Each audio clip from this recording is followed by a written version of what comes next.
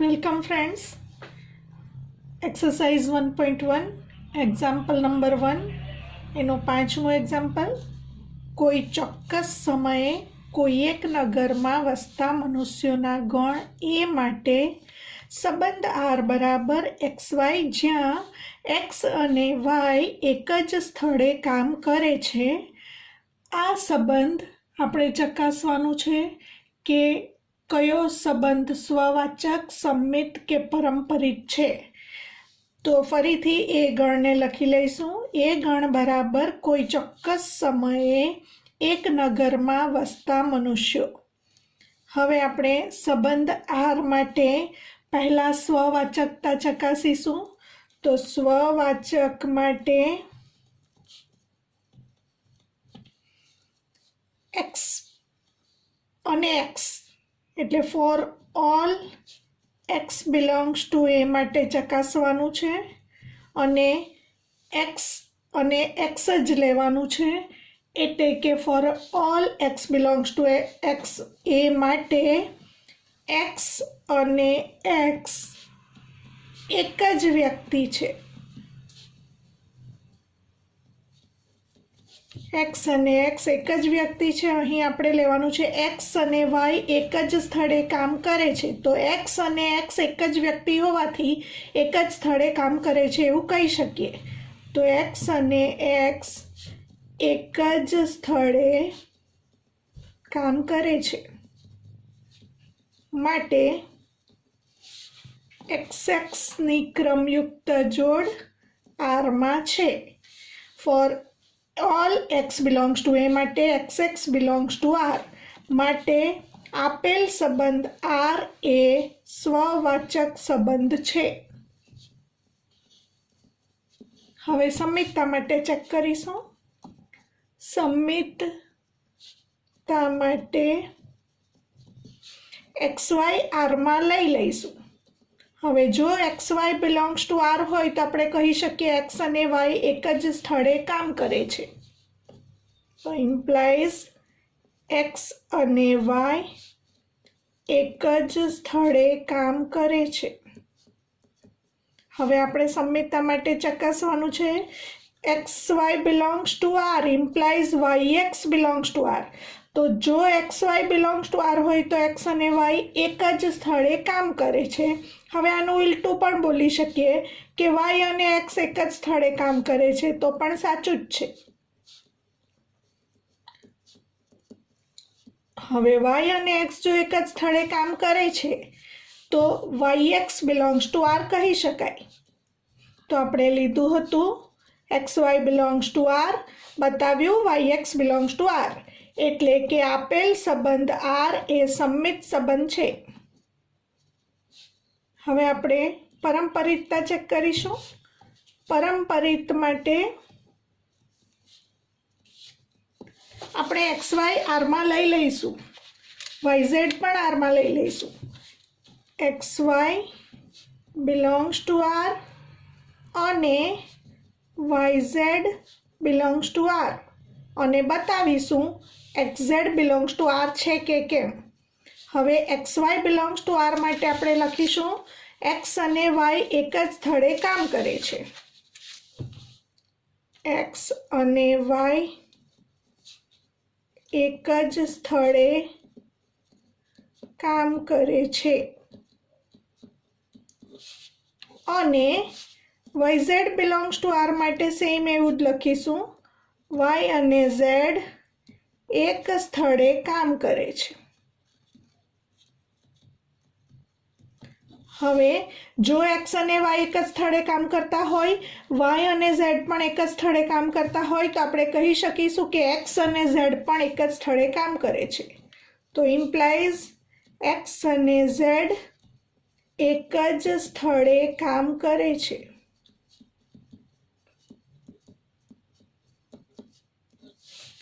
Implies જો X અને Z એક જ સ્થળે કામ કરતા હોય, X અને Z એક જ સ્થળે કામ કરે છે તો XZ બિલોંગ્સ ટુ R કહી શકીશું. તો implies XZ belongs to R.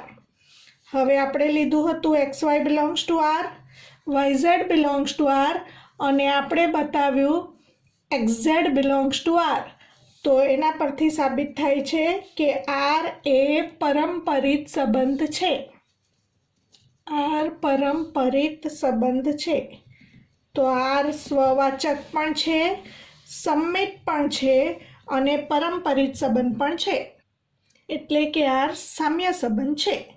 હવે બી એક્ઝામ્પલ જોઈશું. 5માનો બી, એ બરાબર કોઈ ચોક્કસ સમયે કોઈ એક નગરમાં વસતા મનુષ્યોનો ગણ હોય તો R બરાબર ગણમાં XY, જ્યાં X અને Y એક જ વિસ્તારમાં રહે છે.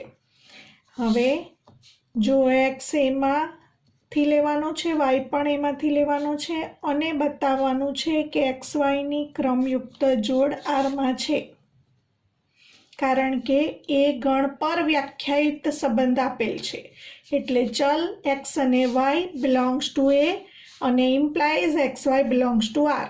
હવે આપણે ચકાસવાનું છે કે આપેલ સંબંધ R સ્વવાચક છે, સંમિત છે કે પરંપરિત છે. તો પહેલા આપણે સ્વવાચક માટે ચકાસીશું. સ્વવાચક માટે આપણે X લઈશું. તો for every X belongs two A માટે X આપણે ચલ એમાંથી લઈશું. For every X belongs two A માટે Xની ક્રમયુક્ત જોડ માટે હવે આપણે X અને Yને બદલે X અને X લેવાનું છે, પરંતુ X અને X તો એક જ વ્યક્તિ છે. તો પહેલાં લખીશું X અને X એક જ વ્યક્તિ હોવાથી એક જ વિસ્તારમાં રહે છે. એક જ વ્યક્તિ હોવાથી એક જ વિસ્તારમાં રહે છે એવું કહી શકાય. માટે XX belongs to R. For every X belongs two A માટે XX બિલોંગ્સ ટુ R માટે R સ્વવાચક સંબંધ છે. હવે સંમિત સંબંધ માટે ચકાસીશું. X એમાંથી લેવાનો છે અને Y પણ એમાંથી લેવાનો છે. તો X belongs two A, Y belongs to A implies XY આપણે Rમાં લઈશું અને બતાવીશું YX Rમાં છે કે કેમ. જો XY Rમાં હોય તો X અને Y એક જ વિસ્તારમાં રહે છે. X અને Y એક જ વિસ્તારમાં રહે છે. જો X અને Y એક જ વિસ્તારમાં રહે છે તો એના ઉપરથી આપણે કહી શકીએ કે Y અને X પણ એક જ વિસ્તારમાં રહે છે એવું કહી શકાય. જો Y અને X એક જ વિસ્તારમાં રહે છે તો YXની ક્રમયુક્ત જોડ Rમાં છે, એટલે કે YX બિલોંગ્સ ટુ R. તો આપણે લીધું હતું XY બિલોંગ્સ ટુ R અને બતાવ્યું YX બિલોંગ્સ ટુ R. એટલે સાબિત થાય છે આપેલ સંબંધ R સંમિત સંબંધ છે. પરંપરિતતા માટે ચેક કરીશું. પરંપરિત સંબંધ માટે X, Y, Z belongs to A લઈશું તથા XY Rમાં લઈશું, YZ પણ Rમાં લઈશું અને બતાવીશું XZ Rમાં છે. હવે XY બિલોંગ્સ ટુ Rનો મતલબ X અને Y એક જ વિસ્તારમાં રહે છે. X અને Y એક જ વિસ્તારમાં રહે છે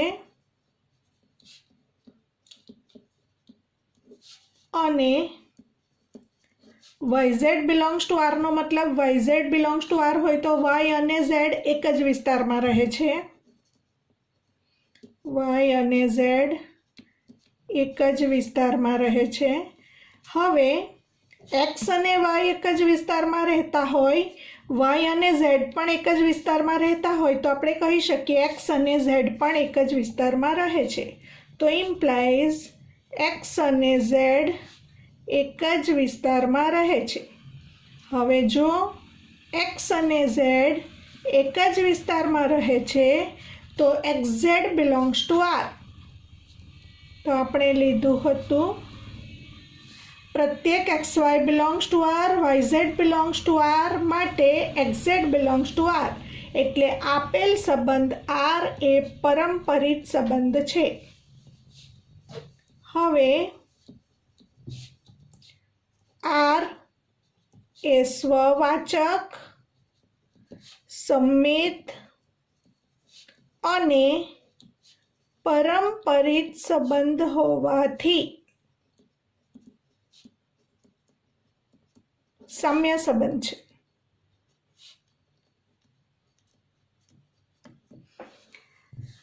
નેક્સ્ટ સી એક્ઝામ્પલ જોઈશું.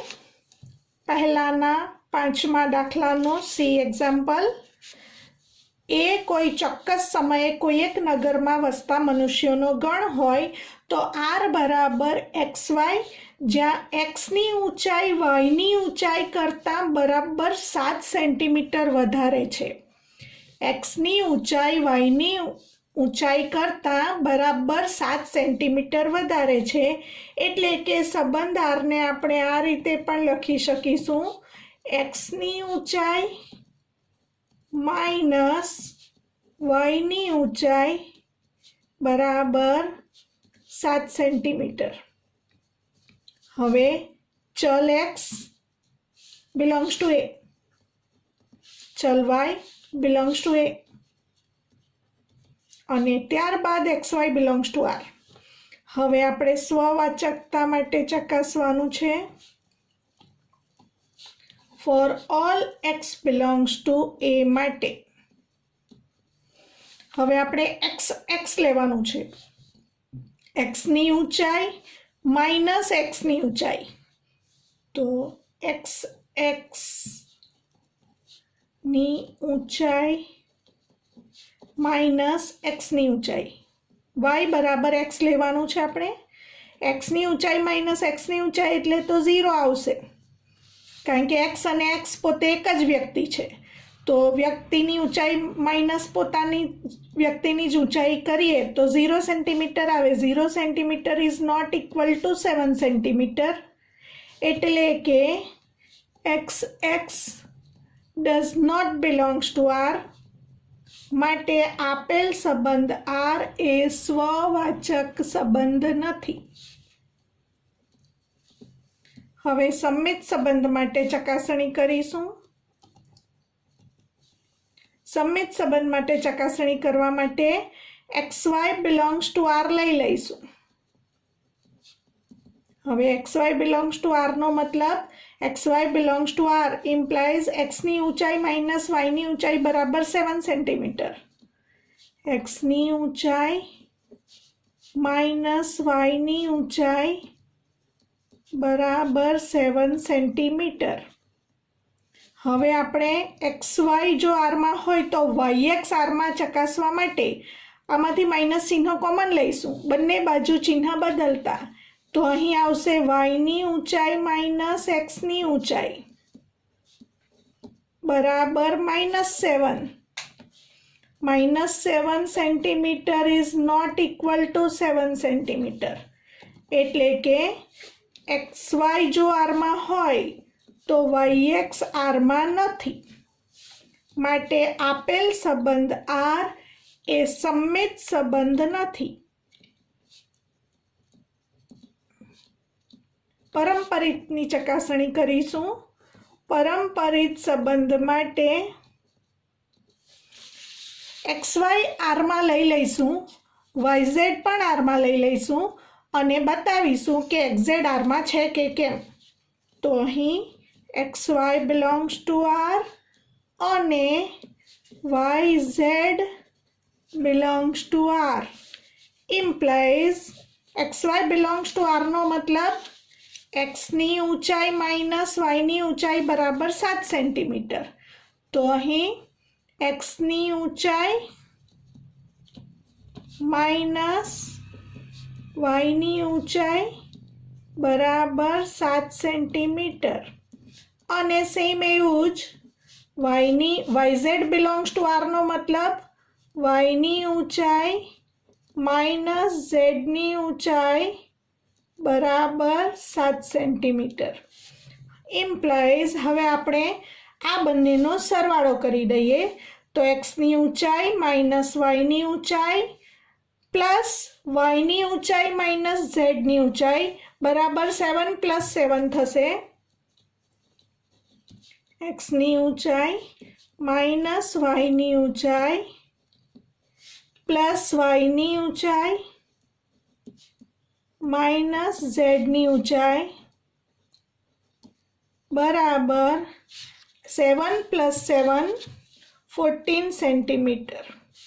વાયની ઊંચાઈ કેન્સલ થશે એટલે કે આપણને મળશે એક્સની ઊંચાઈ માઇનસ ઝેડની ઊંચાઈ બરાબર 14 સેન્ટીમીટર. એટલે કે XZ હવે 14 centimetre is not equal to 7 centimetre, માટે XZ does not belongs to R. તો આપણે લીધું હતું XY belongs to R, YZ belongs to R, implies XZ does not belongs to R. માટે R એ પરંપરિત સંબંધ નથી. તો આ દાખલામાં આપણે ચકાસ્યું R સ્વવાચક સંબંધ પણ નથી, R સંમિત સંબંધ પણ નથી અને R પરંપરિત સંબંધ પણ નથી, R સામ્ય સંબંધ નથી. નેક્સ્ટ એક્ઝામ્પલ 5માનો D. એ કોઈ એક ચોક્કસ સમયે એક નગરમાં વસતા મનુષ્યોનો ગણ લઈએ તો એના પર આધારિત સંબંધ R બરાબર XY, જ્યાં X એ વાયની પત્ની છે. હવે આપણે ચકાસવાનું છે સ્વવાચક. તો અહીં X અને Y ચલ બંને આપણે એમાંથી લેવાના છે. તો X belongs two A, Y belongs to A, implies XY belongs to R. તો હવે પહેલાં લઈશું સ્વવાચક સંબંધ માટે. For every X belongs two A માટે હવે આપણે વાયની જગ્યાએ X લેવાનું છે. તો X અને X, તો X એ Xની પત્ની છે એવું સાચું છે કે ખોટું એ ચેક કરવાનું છે. હવે X અને X પોતે એક જ વ્યક્તિ છે. તો પહેલાં લખીશું X અને X એક જ વ્યક્તિ છે. એટલે કે X એ Xની પત્ની હોઈ શકે નહીં. X એ Xની પત્ની નથી. એટલે કે XX does not belongs to R. માટે આપેલ સંબંધ R એ સ્વવાચક નથી. સંમિત સંબંધ માટે ચકાસણી કરીશું. XY બિલોંગ્સ ટુ A માટે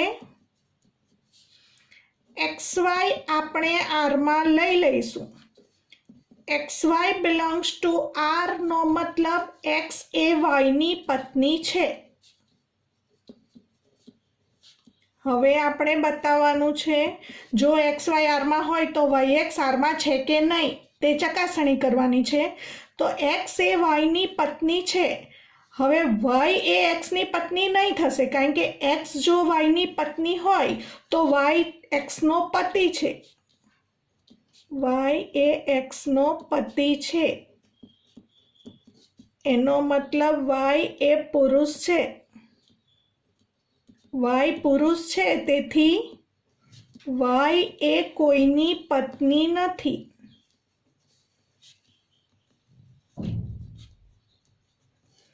ફરીથી X એ Y ની પત્ની છે તો Y એ X નો પતિ છે, માટે Y એ પુરુષ છે, તેથી Y એ કોઈની પત્ની નથી. તો આપણે એવું ન કહી શકીએ કે Y એ X ની પત્ની છે, માટે YX does not belongs to R. તો XY belongs to R implies YX does not belongs to R. માટે R સંમિત સંબંધ નથી. હવે પરંપરિતતા માટે ચેક કરીશું.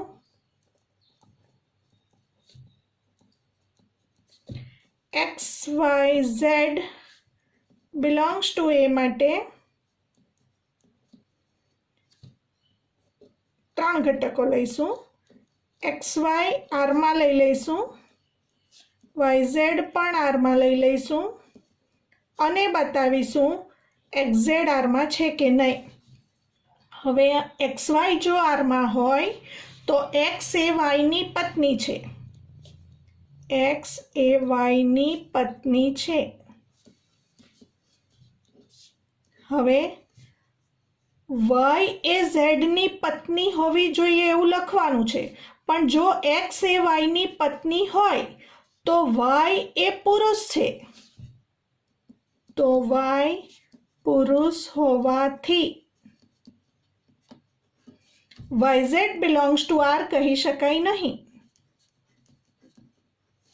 એટલે આપણે x જો y ની પત્ની હોય તો y એ x નો પતિ છે, એટલે કે y એ પુરુષ છે, તેથી y એ કોઈની પત્ની નથી, માટે yz belongs to r લઈ શકાય એમ નથી. તો માત્ર xy belongs to r, એટલે કે xy belongs to r અને yz belongs to r પ્રકારની કોઈ પણ ક્રમયુક્ત જોડ આપેલ સંબંધ r માં નથી, એટલે કે r પરંપરિત સંબંધ છે. મિત્રો અહીંયા કન્ફ્યુઝન નહીં થાય, ફરીથી ચેક કરીશું. જો xy r માં હોય સાથે yz પણ r માં હોય તો જ આપણે બતાવવાનું છે xz belongs to r, પરંતુ અહીં xy r માં લેતા yz પ્રકારની કોઈ પણ ક્રમયુક્ત જોડ r માં આવતી જ નથી, કારણ કે જો xy r માં હોય તો x એ y ની પત્ની છે, તો હવે y એ પુરુષ છે, તો y કોઈની પત્ની હોઈ શકે નહીં, એટલે કે y z ની પત્ની હોઈ શકે નહીં, તો આપણે yz belongs to r લઈ શકીએ જ નહીં. એનો મતલબ xy r માં હોય તો yz પ્રકારની કોઈ પણ ક્રમયુક્ત જોડ r માં છે જ નહીં. એનો મતલબ પ્રત્યેક xyz belongs to a માટે xy belongs to r, yz belongs to r implies xz belongs to r નું પાલન થઈ જાય છે એવું આપણે કહી શકીએ. માટે આપેલ સંબંધ r પરંપરિત સંબંધ છે. એક્ઝામ્પલ જોઈશું. એ કોઈ ચોક્કસ સમયે એક નગરમાં વસતા મનુષ્યોનો ગણ હોય તો સંબંધ r બરાબર xy, જ્યાં x એ y નો પિતા છે. ચકાસીશું સ્વવાચક, સમિત અને પરંપરિતા માટે. તો સૌથી પહેલા સ્વવાચક સંબંધ માટે, અને અહીં x અને y એમાં લેવાના છે, xy belongs to a. હવે x સાથે x જ લેવાનું છે, તો four all x belongs to a માટે x એ x નો પિતા છે એવું કહી શકાય નહીં, કારણ કે x અને x એક જ વ્યક્તિ છે, માટે x એ x નો પિતા ન થાય. x એ x નો પિતા છે એવું નહીં કહી શકાશે. implies x does not belongs to r. માટે આપેલ સંબંધ r એ સ્વવાચક સંબંધ નથી. હવે સમિત સંબંધ માટે ચકાસીશું. સમિત સંબંધ માટે x y belongs to a લઈશું, અને xy જો r માં હોય તો આપણે yx ચકાસવાનું છે કે r માં છે કે કેમ. જો xy belongs to r લઈએ તો x એ y નો પિતા છે, x એ y નો પિતા છે. હવે જો x એ y નો પિતા હોય તો y x નો પુત્ર કે પુત્રી હોય, y એ x નો પુત્ર કે પુત્રી છે, પણ આપણે એવું ન કહી શકીએ કે y એ x નો પિતા છે, એટલે કે y એ x નો પિતા નથી. માટે આપણે એવું ન કહી શકીએ કે yx belongs to r. તો yx does not belongs to r. આપણે લીધું હતું xy belongs to r, implies yx does not belongs to r. માટે આપેલ સંબંધ r એ સમિત સંબંધ નથી.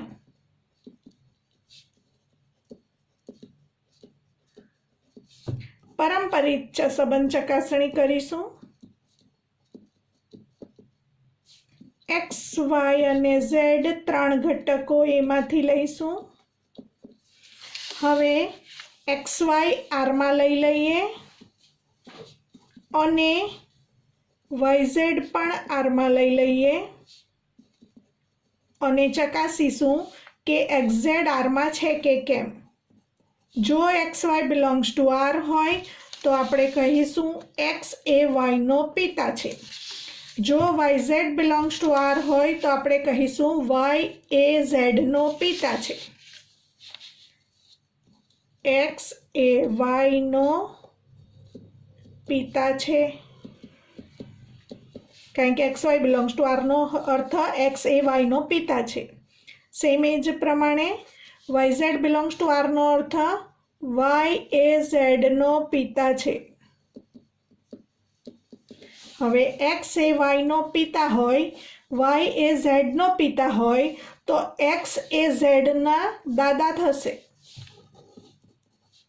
એક્સ એ ઝેડના દાદા છે એટલે કે એક્સ એ ઝેડના પિતા નથી. એટલે કે એક્સ ઝેડની ક્રમયુક્ત જોડ આરમાં નથી. ફરીથી x Y belongs to R એટલે કે એક્સ એ વાયનો પિતા છે. Y Z belongs to R એટલે કે વાય એ ઝેડનો પિતા છે. હવે આ બંને ઉપરથી તારણ નીકળશે એક્સ એ ઝેડના દાદા થશે એટલે કે એક્સ એ ઝેડના પિતા નથી. એટલે કે x z does not belongs to R. માટે આપેલ સંબંધ આર પરંપરિત નથી. તો આ એક્ઝામ્પલમાં આર સ્વવાચક પણ નથી, સંમિત પણ નથી, પરંપરિત પણ નથી એટલે કે આર સામ્ય સંબંધ નથી. મિત્રો નેક્સ્ટ વિડીયોમાં આપણે એક્ઝામ્પલ 2 થી આગળ વધીશું આ એક્સરસાઇઝમાં.